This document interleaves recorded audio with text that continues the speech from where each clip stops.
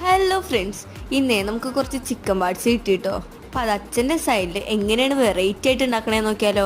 നിങ്ങൾ എന്താണെങ്കിലും ട്രൈ ചെയ്ത് നോക്കിയിട്ട് ഫീഡ്ബാക്ക് അറിയിക്കണേ.